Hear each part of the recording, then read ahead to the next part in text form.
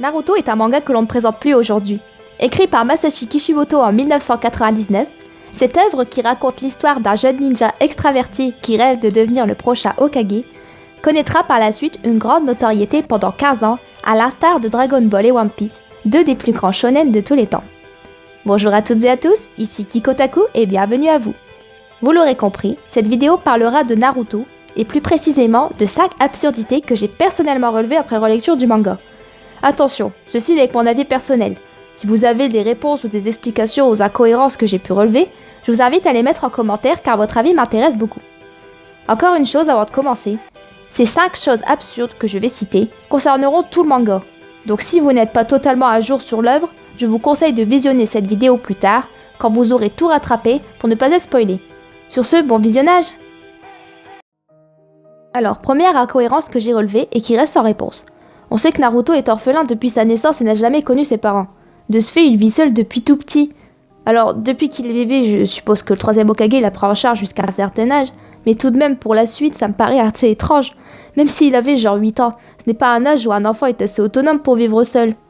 La question que je me pose est pourquoi Naruto vit seul sans la présence d'un adulte avec lui? C'est totalement grotesque, voire malsain, puisqu'il développe par la suite des peurs, des angoisses dues à sa solitude quotidienne. Alors je suppose qu'une tierce personne ou quelqu'un lui fournit des vivres, mais moi je parle bien d'une présence quotidienne, une présence rassurante qui permettra à l'enfant de se développer normalement. Dites-moi ce que vous en pensez en commentaire. La deuxième incohérence que j'ai relevée concerne l'apprentissage du ninjutsu à l'Académie Ninja. Le ninjutsu est la pratique des arts ninja qui nécessite la manipulation du chakra, l'énergie utilisée dans le monde de Naruto. Ce qui m'a perturbé est le fait qu'après toutes ces années passées à l'académie, les enfants promus genin ne savent pas concentrer du chakra dans leurs pieds pour marcher sur l'eau ou grimper aux arbres. C'est à leur chef d'équipe, après leur répartition en équipe de 3, de leur apprendre une chose aussi essentielle, voire basique pour tout ninja. Je trouve cela assez absurde de confier cette tâche à leur futur chef d'équipe alors qu'ils sont censés effectuer des missions à présent. Ce que je me demande, c'est pourquoi ne pas leur apprendre à marcher, à mettre du chakra dans leurs pieds pour pouvoir marcher sur l'eau et grimper aux arbres, alors qu'on leur apprend une technique beaucoup plus compliquée qui est le multiclonage. Dites-moi ce que vous en pensez en commentaire. Alors, troisième incohérence. Naruto est rejeté depuis tout petit car il est le réceptacle du démon renard à 9 queues ou de Kyuubi en version originale. Mais pourquoi ? La question que je me pose est pourquoi avoir tant de haine envers le fils du 4e Hokage, qui était aimé de tous, qui s'est sacrifié pour sauver le village et qui a enfermé ce dit monstre dans le corps de son propre fils pour sauver le village.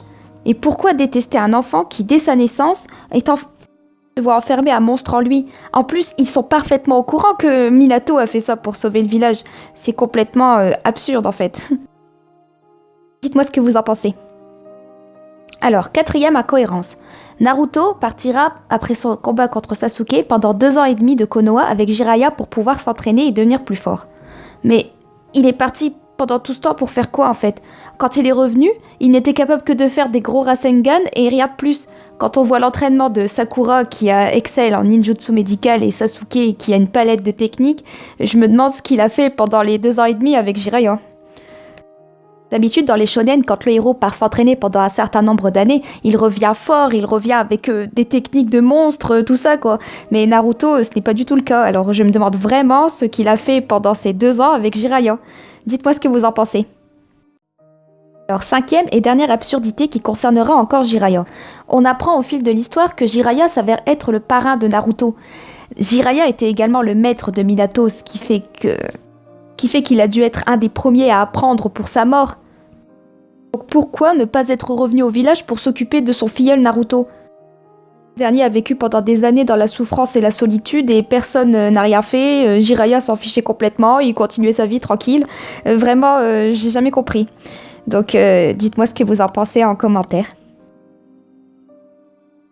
Voilà, c'est la fin de cette vidéo, j'espère qu'elle vous aura plu. N'hésitez pas à commenter, à liker et à vous abonner, ça me ferait super plaisir. Et moi, je vous dis à bientôt pour de prochaines vidéos.